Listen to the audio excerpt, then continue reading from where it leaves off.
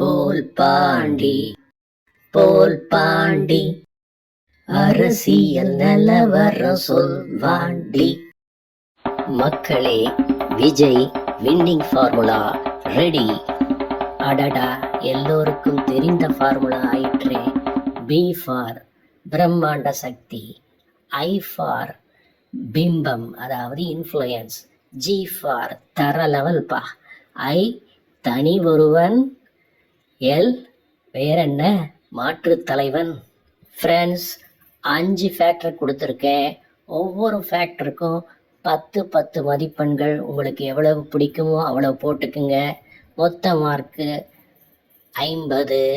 அதில் உங்களுக்கு எவ்வளவு வருகிறது என்று கூட்டி பார்த்து கொள்ளவும்.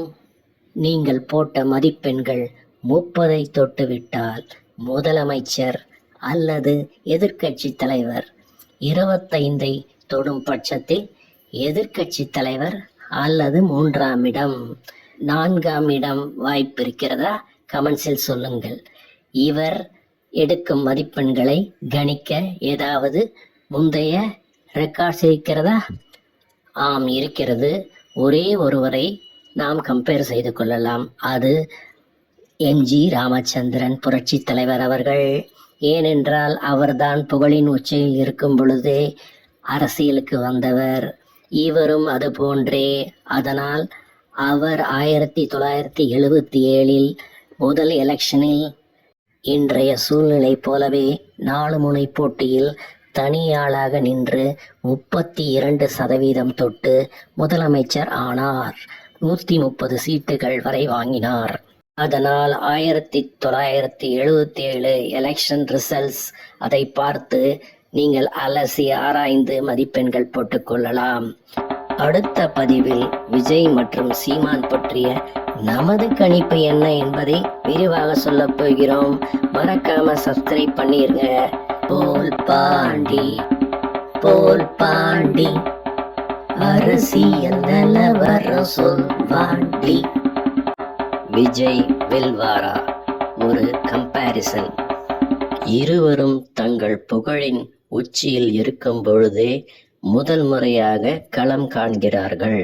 எம்ஜிஆர் காலத்தில் அவருக்கு இணையான மாஸ் ஹீரோ கிட்டத்தட்ட இல்லை என்றே சொல்லலாம்.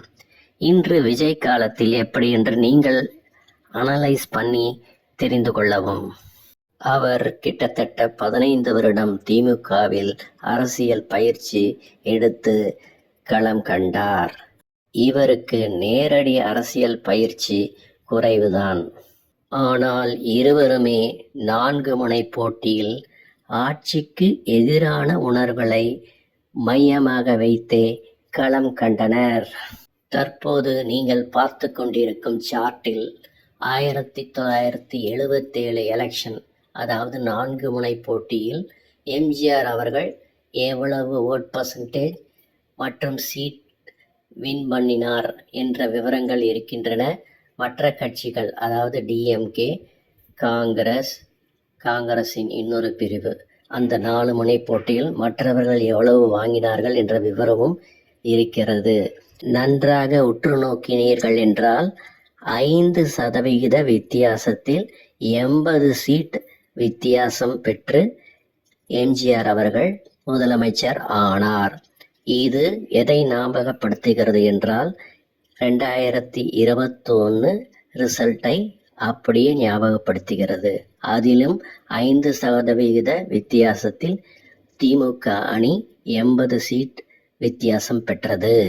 இதையெல்லாம் வைத்து பார்க்கும் பொழுது நம் கணிப்பை பொறுத்தவரையில் விஜய் மினிமம் 15% ஓட் பர்சன்டேஜ் வாங்குவார். மேக்சிமம் 30ஐ தொடுவாரா, 30ஐ தாண்டுவாரா என்றால் அதுவும் நடக்கலாம். ஒன்றை மட்டும் நிச்சயமாக சொல்லலாம், 20% ஓட் பர்சன்டேஜ் விஜய் தொட்டுவிட்டாலே எம்ஜிஆர் 1977இல் படைத்த சாதனையை, சரித்திர சாதனையை விஜய் குறைந்த அரசியல் அனுபவத்திலேயே தொட்டுவிட்டார் என்றே நாம் புரிந்து கொள்ளலாம். நன்றி நண்பர்களே. இந்த பதிவு உங்களுக்கு பிடித்திருந்தால் மறக்காமல் சப்ஸ்கிரைப் செய்யவும். அடுத்த பதிவில் சந்திப்போம். போல் பாண்டி போல் பாண்டி அரசியல் நிலவரம் சொல்வாண்டி.